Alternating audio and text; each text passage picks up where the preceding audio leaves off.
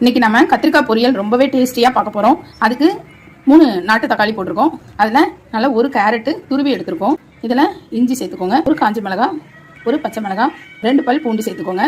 இப்போ நல்லா அரைச்சி எடுத்துகிட்டு வந்துடலாம். இப்போ நம்ம இதை அரைச்சிட்டு வந்துட்டோம். இதில் நம்ம கேரட்டு போட்டுக்கிறதே தெரியாது. நம்ம அடுத்து கத்திரிக்காய் பொரியல் எப்படி செய்யணும் அப்படிங்கிறத பார்த்துடலாம். இப்போ எண்ணெய் காஞ்சிருச்சு, கடுகு சேர்த்துக்கலாம், கடலைப்பருப்பு, ஜீரகம், கருவேப்பிலை, ஒரு சின்ன வெங்காயம், பொரியலுக்கு தேவையான சால்ட்டு சேர்த்துக்கலாம். வெங்காயம் நல்லா ப்ரௌனாக வதங்கியிருக்கு. இப்போ நம்ம இந்த ஸ்டேஜில் நறுக்கி வச்ச கத்திரிக்காய் சேர்த்துடலாம். நல்லா கிளறி விட்டு மூடி வச்சிடலாம். வெந்தோடனே பார்க்கலாம். இப்போ கத்திரிக்காய் வந்து பாதி பதம் வெந்துருச்சு. இந்த ஸ்டேஜில் நம்ம அரைச்சி வச்சிருந்தோம் இல்லையா, அதை நம்ம கலந்துடலாம். இப்போ தேவையான காரத்துக்கு தேவையான குழம்பு மிளகாத்தூள் கலந்துடலாம். நம்ம இதை நல்லா கிளறி விட்டுடலாம். இது நல்லா கொதிச்சு நல்லா இந்த கிரேவிலாம் வற்றின உடனே நம்ம பார்க்கலாம். நல்லா அந்த தண்ணியெல்லாம் வற்றி சூப்பரான கத்திரிக்காய் கிரேவி